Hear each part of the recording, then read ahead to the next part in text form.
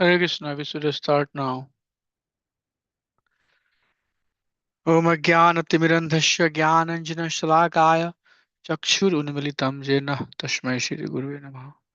Mukam Karoti Vachalam Pangum Langhayate Girim Yat Kripadadam Bande Shri Gurum Taranam Manand Madhvam Shri Chaitanya Ishwaram. Namo Vishnu Padaya Krishna Prasthaya Bhutale Srimate Bhakti Vedantu Swami Namine. नमस्ते सारस्वते देवे गौरवाणी प्रचारिणे निर्विशेष शून्यवादी पाश्चात्य देशतारिणे जय श्री कृष्ण चैतन्य प्रभु नित्यानंद श्री अद्वैत गदाधर श्रीवासादि गौर भक्त वृंद हरे कृष्ण कृष्ण कृष्ण हरे हरे हरे राम संकीर्तन की जय हरे कृष्ण महामंत्र की जय नंदपति वैष्णविंद की जय नित्य गौर प्रबंध हरि हरि बोल की जय श्री राधा श्याम सुंदर भगवान की जय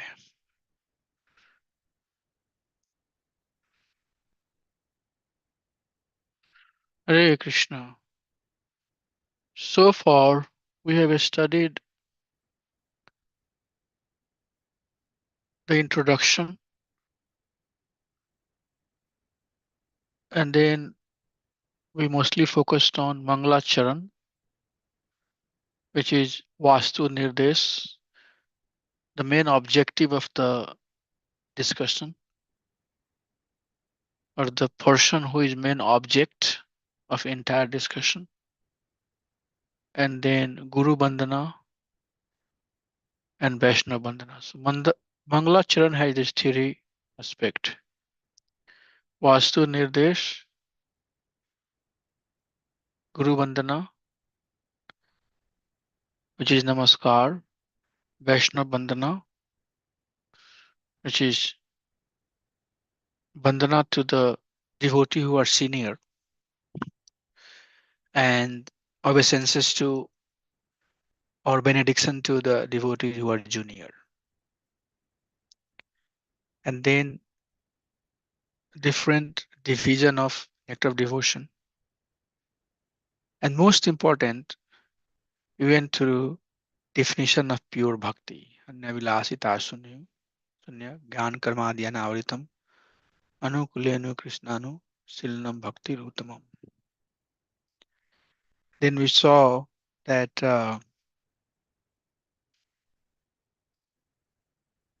Uttam Bhakti has two principal character.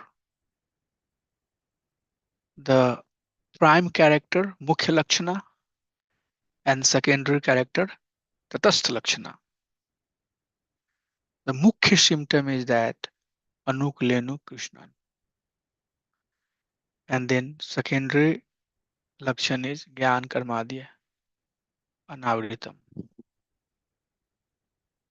So the learning is that the goal of bhakti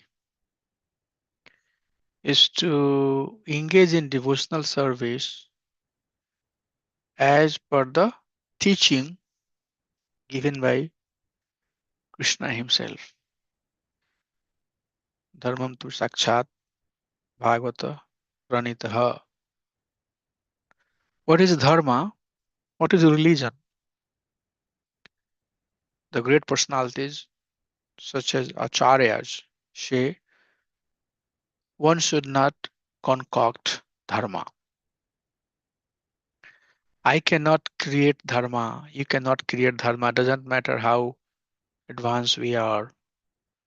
Uh, we cannot come up with our own ideas on mental speculation and say what I am doing is right. No, no. Then that is not Anukulenu Krishnanu. So bhakti, if you do everything else, but the primary anga, and we'll go into depth of that, we'll see what are the angas of bhakti. A bhakti must be done. Or what is bhakti? Action which are performed as per the prescription given by Krishna himself. If somebody gets sick, they cannot just go to the CVS pharmacy or Walgreen or one of the medical store and say that whatever they can just buy and eat. Say that I ate medicine. That's also medicine. That I ate was the medicine, but it did nothing. Did not do any good to me. I ate the medicine. So that's not how it works. Bhakti has to be performed under the direction of Supreme Personality of Godhead. Not the way you want, not the way I want. Otherwise, the result is not there. So once we are performing the pure devotional service, Uttama Bhakti, then there are symptoms. And if those symptoms are evident in our life, then we should know that Bhakti is working or I'm on the right path. I'm doing right thing. My heart is purifying. I'm going through the process of purification. So there are guidelines, there are features, salient features we say, given for one to check and balance to make sure that one is performing bhakti in a right way. So that's what the discussion is. Six unique qualities of Uttama Bhakti. What are the six qualities of performing Uttama Bhakti? So we'll get into details, and that's what is basically showing on the slide. So right away, we'll get into a beautiful verse. And this is very important verse that we have to remember. Whenever time comes, you can come back to this verse. Nectar of devotion is very practical. We saw the definition of Uttama Bhakti. You should go back, read it, reread, understand what is the real definition, look back, with that lens and see that if we are engaged in performing pure bhakti. So it's very important that we do introspection and apply those teaching. Nectar of devotion is very practical. It will give us very practical guidance of how to do bhakti and how to know if we are doing the bhakti right. So this is verse from first section, first chapter, verse number 17. क्लेश अग्नि शुभदाह मोक्षा लघुत कृत सुदुर्लभ संद्रानंद विशेषात्मा Sri Krishna Akarshani Chasha. So this verse gives six unique quality of Uttama Bhakti. Klesa Agni. Klesha means suffering. Agni means fire. So samsara dava nalalidha loka tranaya karunya gana gana. The sansar is compared as blazing, burning fire, forest, when there is fire catching into the forest, all living entities are suffering by the heat and flame of the fire. So likewise, material world is compared as blazing fire, klesa agni, and living entity are burning with this fire of suffering. So pure bhakti has ability to destroy the suffering material existence. Okay, now how understand that? We'll try to look into that deeper. So by performing pure bhakti, one should have feeling that I'm not burning into fire.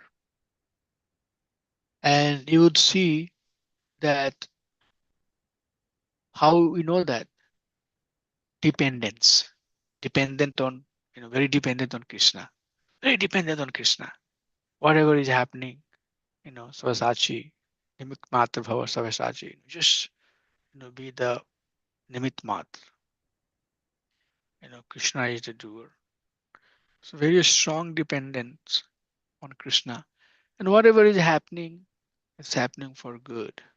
But it needs very uh, high degree of purity in one's consciousness.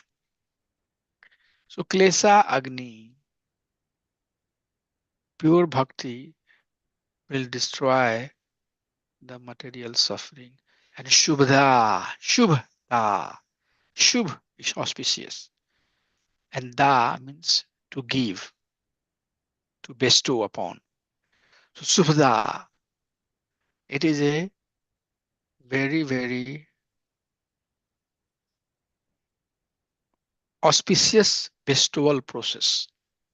This process bestowed auspiciousness. So living entity is very, very fortunate, extremely fortunate. ब्रह्मांड भर मित्ते कौन भाग्यवान जीव मनुष्य नाम सहस्र कसी व्यक्ति सिद्ध है. The many series of verses that talks about it. So living entity start receiving all auspiciousness if they engage in pure devotional service. And how to understand that? Realization. Realization that I'm not this body. Depending on degree of surrender we have towards Krishna, यथा माम प्रपद्यन्ते ताम तथा मैं भजाम्य हम, Krishna says. Whatever degree one is surrendered to me, up to that degree I reward that person. So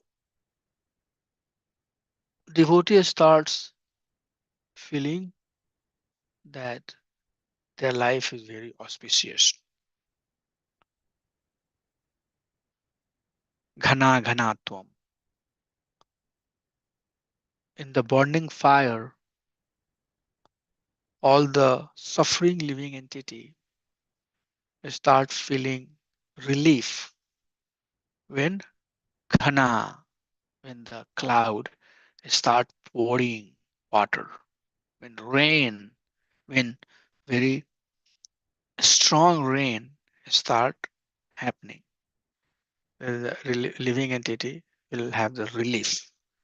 So the suffering that we have in the material world, that gets diminished, and living entity starts seeing shine of auspiciousness around them.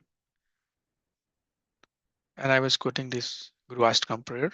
Samsara dava nalita loka karanya karunya gana ganatam praptasya kalyana guna anavasya vande Guru Sri Chandaravindam. A spiritual master is like that. He or she, whoever is a spiritual master, is shouting the cloud, pouring the rain on the blazing fire. So bhakti is like that. And then the third symptom of the bhakti is moksha laghuta krit. So moksha is liberation, and laghu means smaller, menial size. So moksha laghuta krit. What it does, it makes the liberation very tiny. It makes the importance of liberation very insignificant. Now, this word is very heavy for many people to digest because moksha is ultimate goal, or not even goal. I don't even know about moksha, but many know about moksha. And moksha is considered in many sense the final and ultimate goal, which means mukti hitva sararupena swarupena vyavasthitah. What is mukti? All other identity designation that we have. I'm man, I'm a women. Sarvadhir vinurmukte tatatprate na nirmalam. Rishike narisike sonam bhaktir uchyate. All designation, American, Indian, male, female, this, that, whatever one has. When we are free from that designation, that's mukti, liberation. Like you have a parrot in the cage, and you say that, I liberated this parrot today. What do you mean by that liberation? You took the cage out, the boundary that you had set up artificially for the parrot. You took that boundary out, and you let that parrot fly. So the boundary that soul has with this body, with this identity, with me, mine, power, prestige, these are, in one sense, tying up. And when one is free from all of these ties, and there are different degree of understanding of mukti, which is not the scope of this discussion, but I can little bit tell you that this comes in fifth canto of Srimad Bhagavatam, where Risadeva Maharaj is teaching to his sons, 100 sons. And in that teaching, he gives this sutra, this aphorism. What is mukti? Different degree of understanding. Somebody who is too much caught up into material sense enjoyment, if that person decides that I'm not going to enjoy anymore, too much, I did too much for my sense pleasure, now I don't want to do it. That's also mukti. Very menial, very very low, very low definition of mukti. I got free from this. So that's also when people who are engaged in ritualistic activity with the goal that I'll go to heavenly planet, they also can say that this is my mukti. I'm not going to be coming back to this material world, at least for some time. People who are Brahmanwadi, they want to merge into effulgence of Supreme Personality of Godhead. For them, it's also mukti. They'll say that, I'm going to merge into effulgence. Jnani, who also wants to merge into effulgence, for them, it's also mukti. So we'll see in the next slide that there are different types of mukti. Sayuja mukti, Salokya mukti, Samopya mukti, Sharsishti mukti. But what makes difference between devotee versus mukti is that the mukti is still some degree of selfishness, some degree of contamination. I want to go to a forest and do severe tapasya, and with that tapasya, I want to get mukti. So goal is I want to do something for myself. So this is none different. It's a very magnified version of the human nature. Me, mine. I only know how to do things. You give it to me, I'll fix it. You don't know how to. This is all nothing but contamination. Contamination. But it takes time to understand that. So all of this desire is still some degree of selfishness. That is why this selfishness becomes laghu, becomes insignificant when uttam bhakti, when pure devotion is awakened. And when pure devotion is awakened, what is the pure devotion?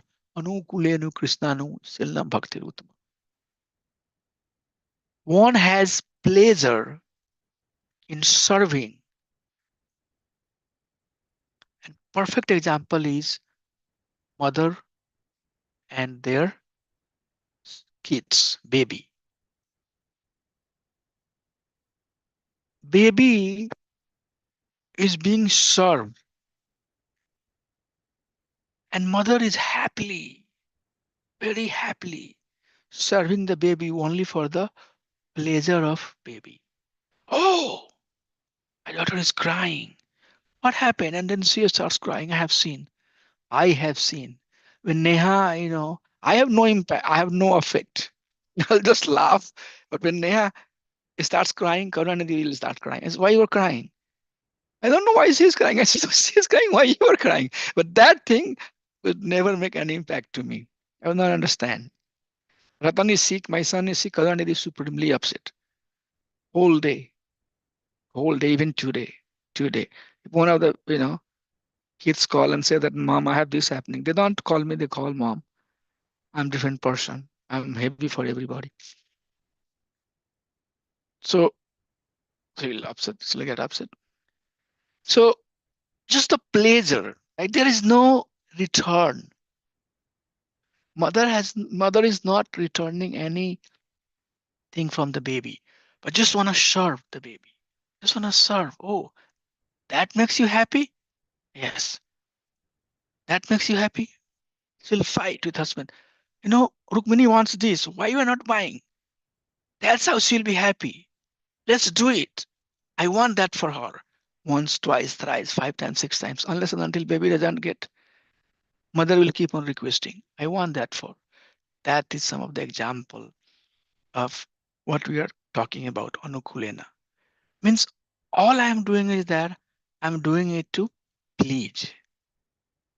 My dear Lord, धनमना जन्मना सुंदरीम कविता वाजगृस काम है मम जन्मनि जन्मनि ईश्वर भवतात भक्ति हेतु की त्वयि. I don't want this name, fame, glory, form, power, pastime, whatever. You know, all I want is that please, please give me opportunity, life after life, to serve you. So that's definition of pure love.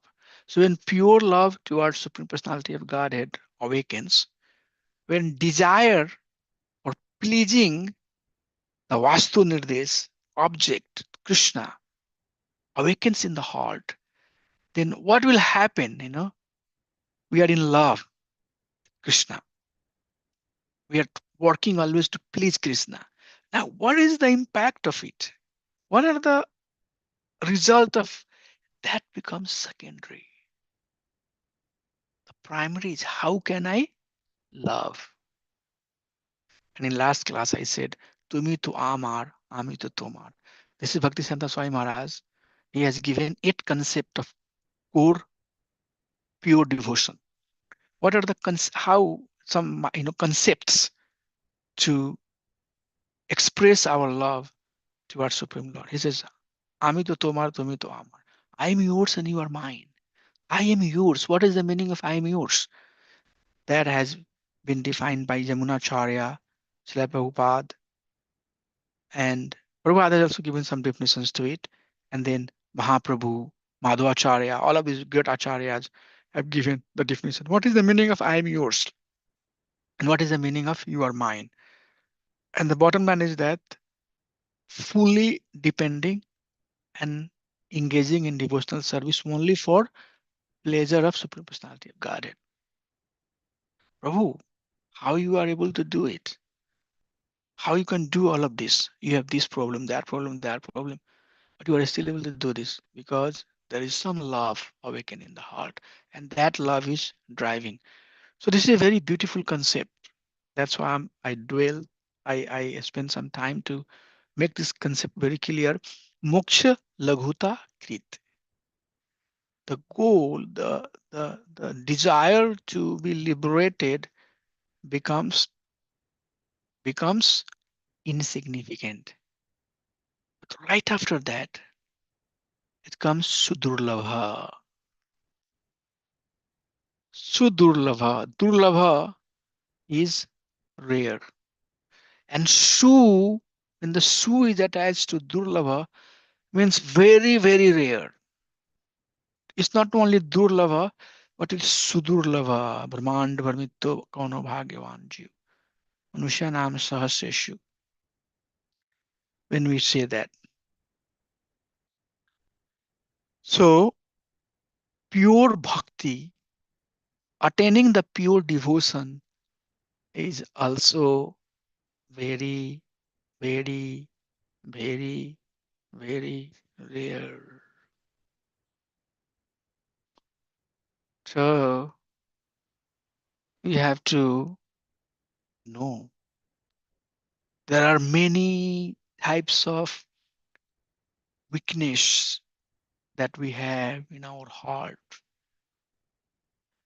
And Maya, Bhirang Shakti, Supreme Personality of Godhead, she has a net, like fish net.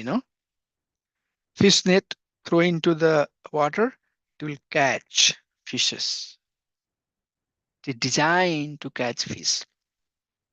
So, living entity in the process of purification has those, you know, contamination still with them. Then Maya throws her net in different form. Wherever there is weakness, oops, she will catch. She will work on it. And then slowly and slowly, slowly and slowly, slowly and slowly, she'll magnify it. And we'll find out that, oh, Bhakti went this line and I came this line. I left Bhakti 10 years, 20 years back and I started doing this. So please do not think that Maya is for sure. Bhakti Vinod Thakur has explained that in detail in some of his other writings, which is we'll talk later. But Maya can distract. Maya can make you put into the illusion of, oh, I'm very learned. Gyan Karmadi. Do you remember? Jnana. That's what I'm saying. That Gyan part. I'm very, learned. Karma. I can do much better.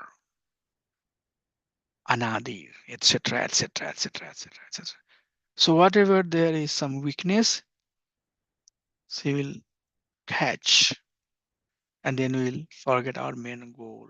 So that is why attaining the pure devotion, the Uttama Bhakti definition that you see, it's it's very rare.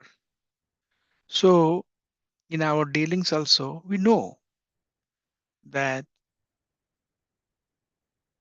there are contaminations. What do we do? Forgive, forgive, move on, keep on moving. If you know your goal, then be very focused on your goal. Keep on moving, keep on moving. My dear Lord, na dhanam na jadam na sundarim kavita vachakati sakame.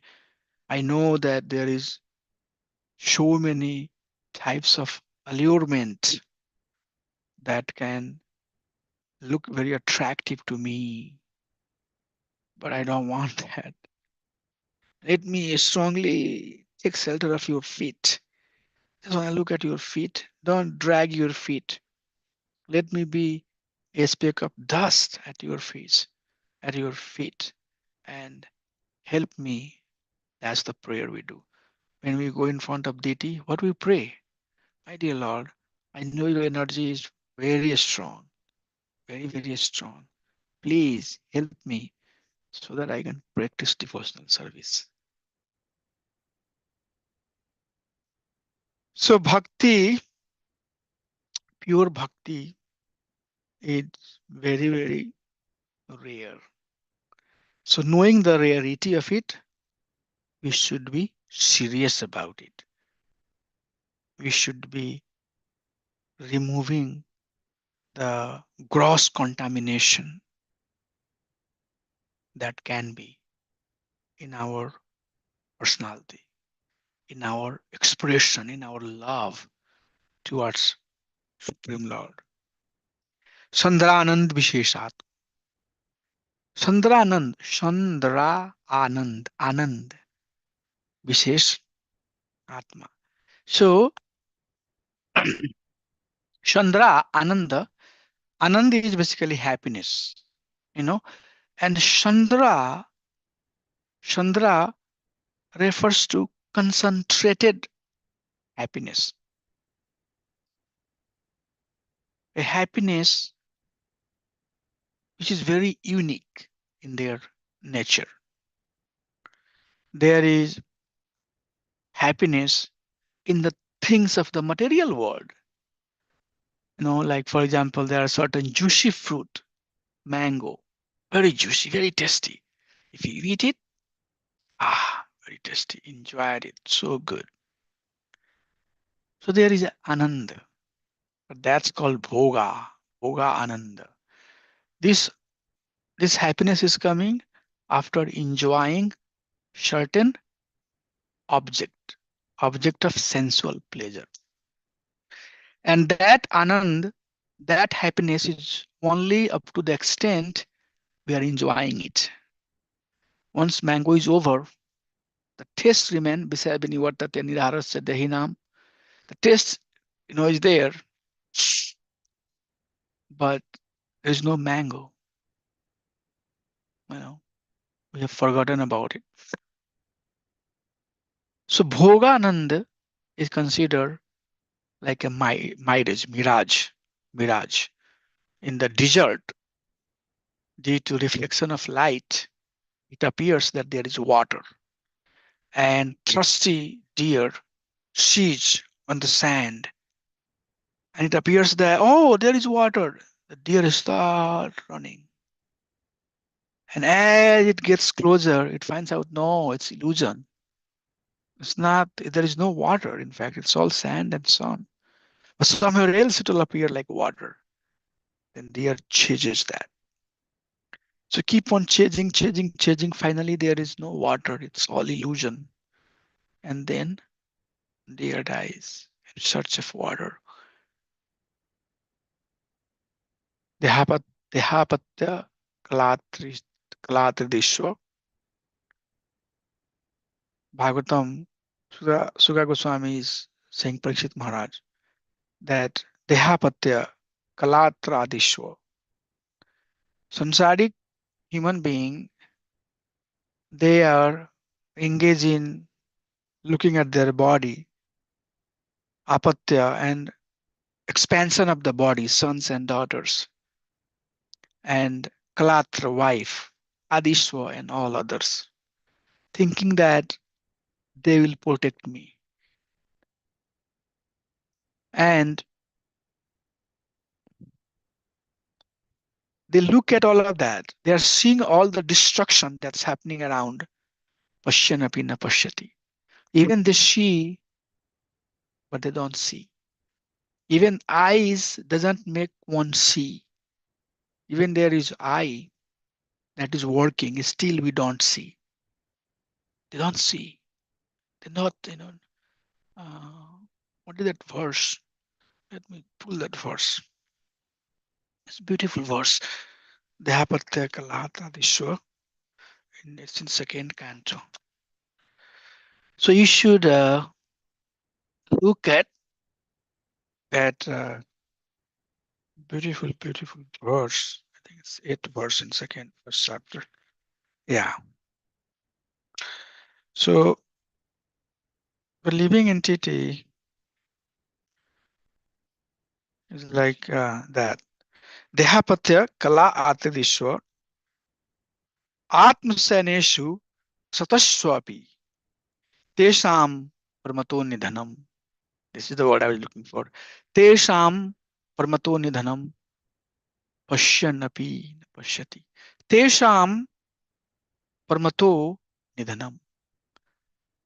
These living entities who are chasing the water in the desert, tesham, this living entity, parmato, so much attached, so much attachment, so much attachment that nidhanam, the death is coming, pashyanapi na pashyati. Although that living entity can see death is coming, pashyanapi na pashyati, still cannot see.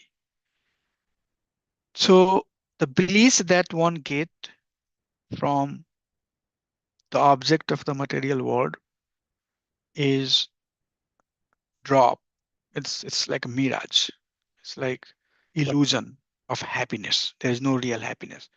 But higher than that, there is happiness that comes out of engaging in the process of jnana. And that's called Brahma, Brahma Anandi, Brahma Anandi, pleasure of merging into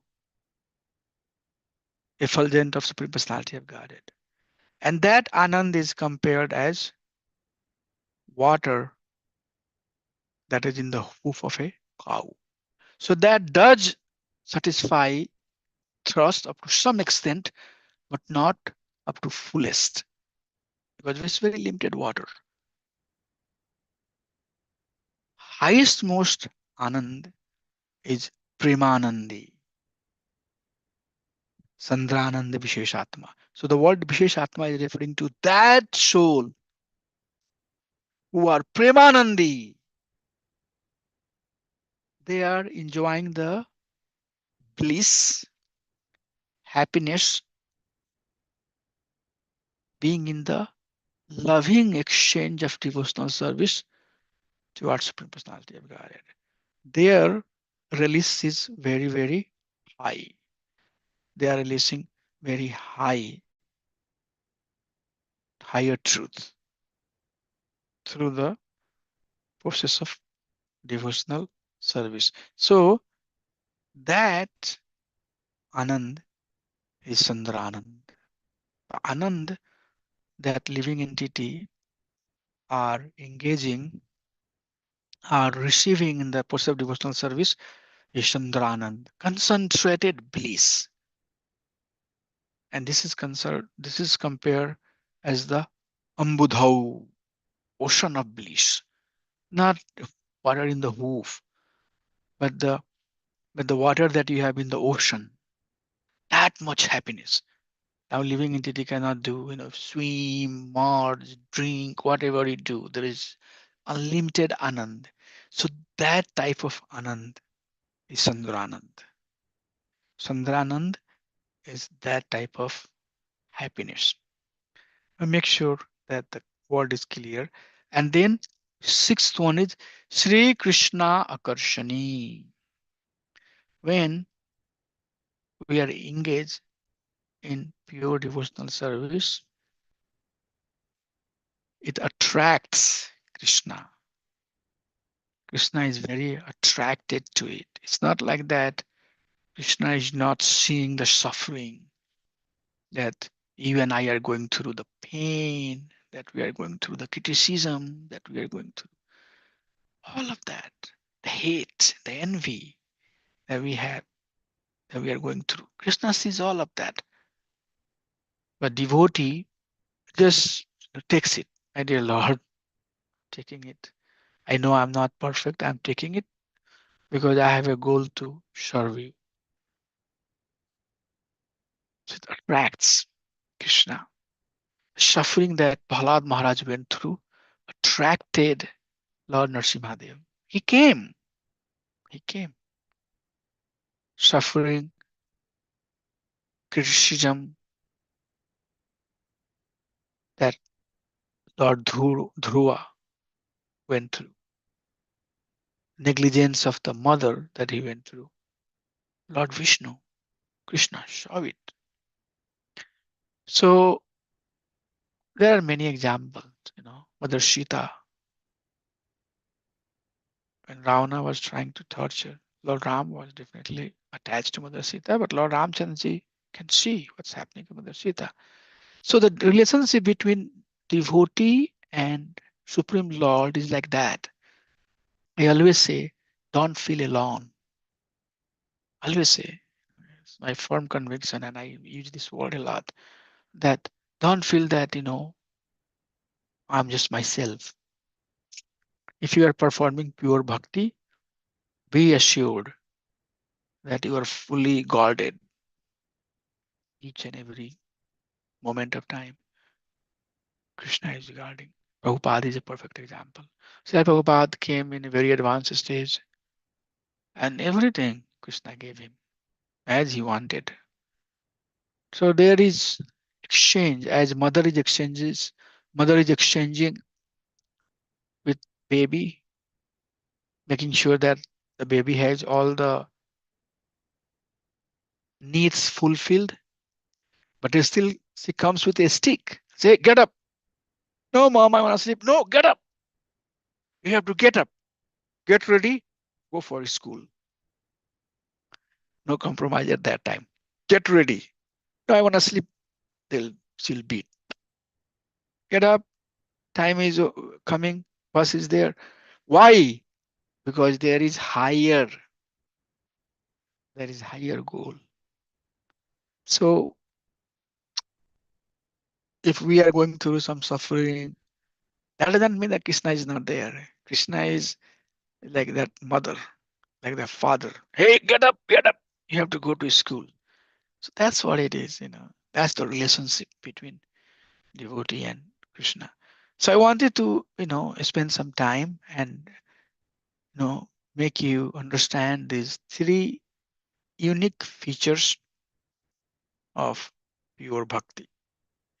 And then there are some verses that will talk one after another what these six features are.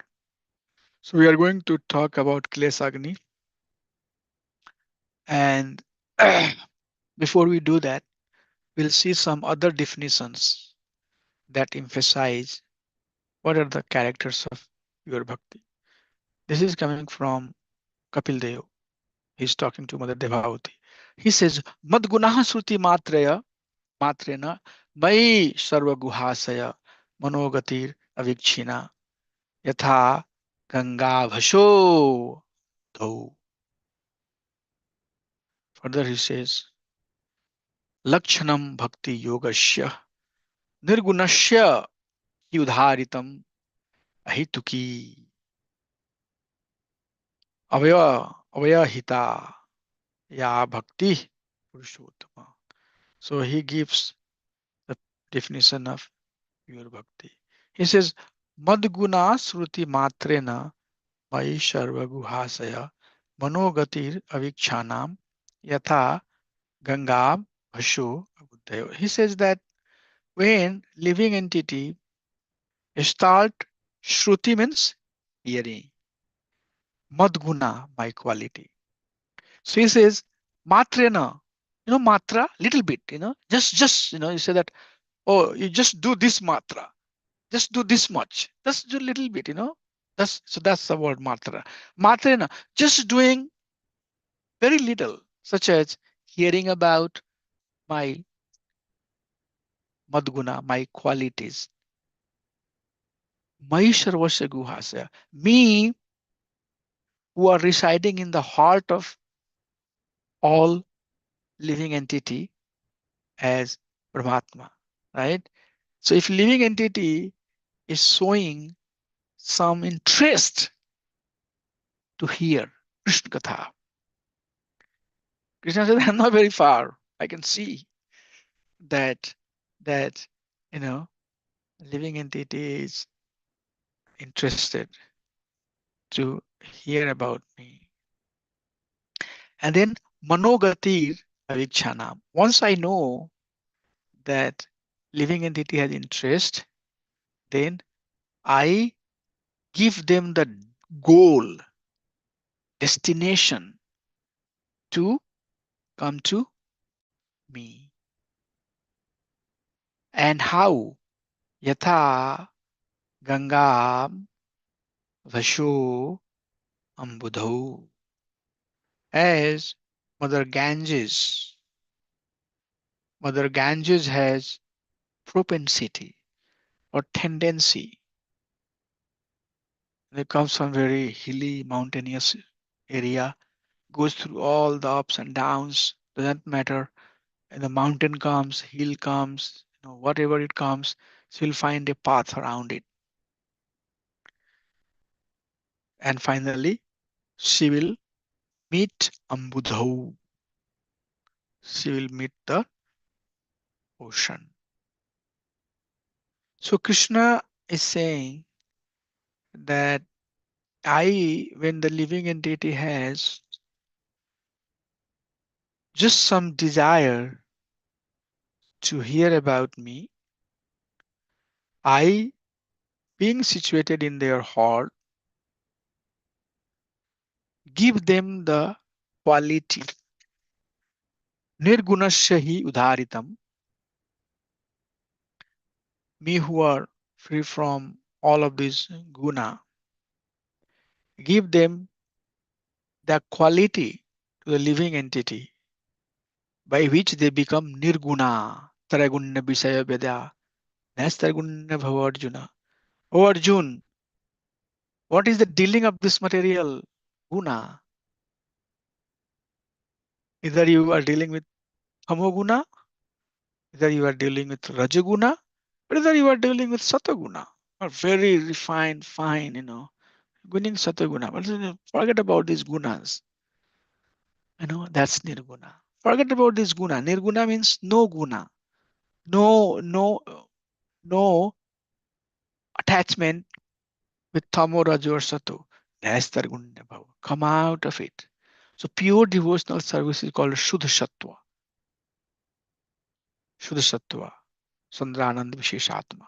Shuddha Sattva. So bhakti is Nargunya. What is that Nargunya bhakti? Ahitaki. Ahitaki means no other goal. Ahitaki pratihata yatmasu prasiddhati. So it's ahituki. There is no hetu. There is no cause of it. Just the cause is that one has love for Krishna. So that Bhakti Krishna says will be awakened in the heart of living entity, and by that they will come back to me. But if that ahituki bhakti is not coming in the heart of a living entity, then they can get distracted.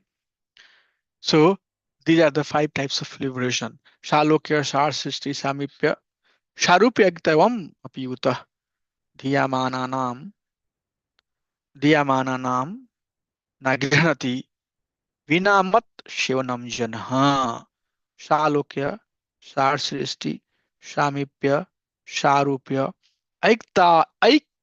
Aiktavam, being ek, being united, Aiktavam, Sarupya, Aiktavam, Apiyuta, Dhiyamananam, Dhiyamananam, Nagranati, Vina, Mat, Shivnam Jana. So he says that if the pure bhakti has not awakened, if there is some degree of contamination in pure bhakti, then it will turn into one of these liberation. And what is that liberation? Sayujya Mukti.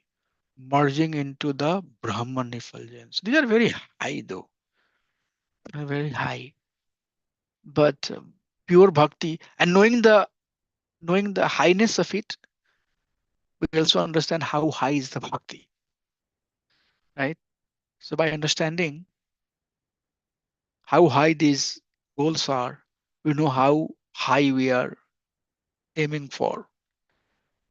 So Sayuja Mukti is the very first type of mukti where one is merging into the Brahman effulgence of Supreme Personality of Godhead. So this picture shows that Krishna is in Golok Vrindavan and there is light, and that light is Brahman. So one may aspire to merge into this light. But when we merge into this light, there is no individuality. Your Sharupa, there is no Sharupa. But higher than that is Shalokya. Loka. Loka means abode, and Salokya means same. So Salokya Mukti is another type of Mukti which is higher than Sayuja Mukti. And in that category, one reside on the same spiritual planet as Lord, on the same planet. So the form is there, but this person is staying on the same planet and Bhav is Ishwarya, not Madhurya Bhav. And then Sarupya Mukti, when one attains four arm, hand, four form, four hands like Vishnu. And in that form, there's still uh, individual being. It's not that you become Lord Vishnu and they serve. The picture is given here that these two personality, they are in Sarupya Mukti and they are serving Lord Vishnu.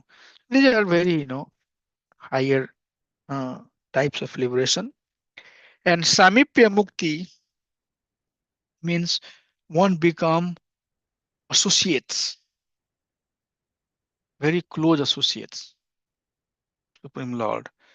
And Sar Srishti means once obtain all opulences like Supreme Lord. Example is given that Dhruv Maharaj was given the abode, separate planet and all the facility like Vaikuntha. So Bali Maharaj also, when he gave everything to Bamandev, Bamandev said, I'll come, I'll give you a, Sutala planet, which will have all the opulences like Vaikuntha. And I myself will come and will serve you as doorkeeper. So these are some of the very higher types of mukti. But this is a beautiful verse that Sri Bilmangala Thakur says, Mukti Swayam Mukulitah Anjilah Sevate Ashman Dharma Artha Kama Gatayah Samaya Tikshaha. This verse says that Mukti Swayam Mukulit Anjilah Sevate Ashman. So all of these muktis that we are seeing, Anjala means, folded hand, like hand. So in hand, you put the flower, right? And then you offer, you serve someone with flower in your hand for some benefit. So this is that these mukti are Mukulit Anjala, they're serving bhakti. What to talk about dharmarth kam or other destinations. So what to talk about the destination that we get by merely doing some ritualistic activity. What to talk about that? The goal of Jnana, Ashtanga Yoga, is to get mukti. And these muktis are serving the bhakti personified for their liberation. So bhakti is considered superior, and much superior than any one of this mukti that is given here. I know a lot of technical discussions and many things that we just went through might create some confusion, or maybe you are not fully aligned. Oh, I have not heard this type of thing. I thought that mukti is the ultimate goal of the life. So if there is any questions, anything that anybody would like to ask, we can talk about it. Let's see what we have.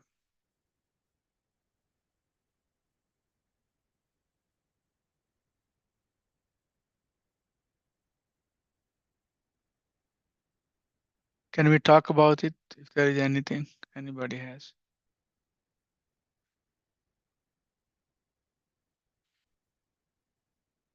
Are we okay? Good? No question? Yeah. Prabhuji, in the first slide today, can you hear me, Prabhuji? Yeah, Prabhuji, go ahead. So it was Samya Bhakti, right? So I know Sadhana Bhakti, then we have Raga Bhakti, Raga Bhakti, then Prema Bhakti. I mean, that's kind of. So what is the Samya Bhakti? That's a question number one I have. And the second question I had is whether Mukti, we look for the Mukti or we should not look for the Mukti. So what is first one? Which bhakti? The first slide he was talking about Sadhana bhakti. Samya Bhakti. I saw that Samya. Where? The very first slide. Samanya Bhakti. Samanya Bhakti. Oh, the typo. Where did you see? Overview of some. So that's what in the slide it says that. Oh, Shamanya bhakti. Oh, Saman. Okay, got it. Yeah. So N maybe. Okay, got it. So I was thinking it's a different wording. No, Shamanya bhakti.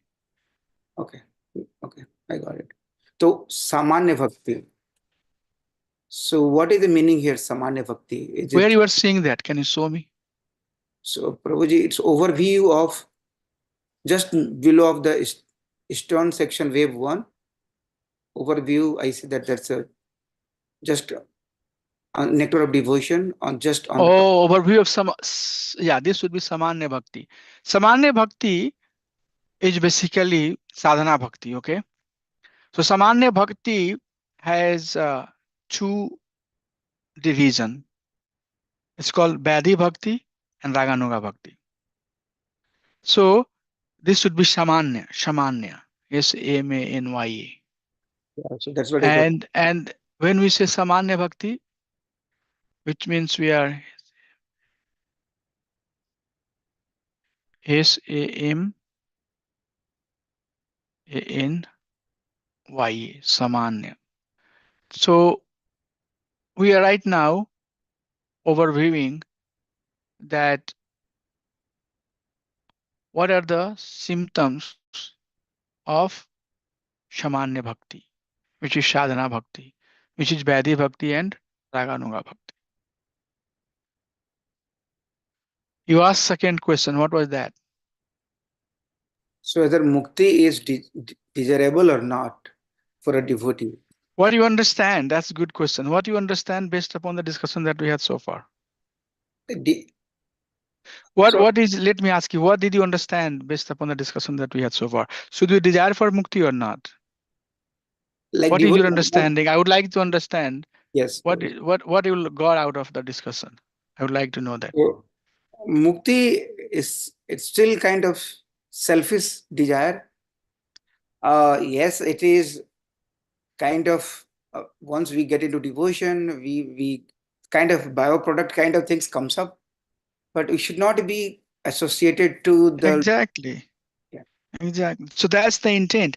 And this is basically this whole context is helping us understand what exactly is the Uttam Bhakti, how pure and powerful is the Uttam Bhakti.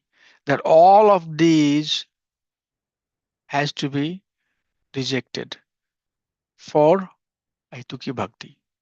So your understanding is right. Yes. This is selfish desire, although it's very, very high desire, but pure bhakti is higher than all of these goals. You are getting it 100% right, Prabhu. You got it fully right. Thank you. Thank you. Anything else?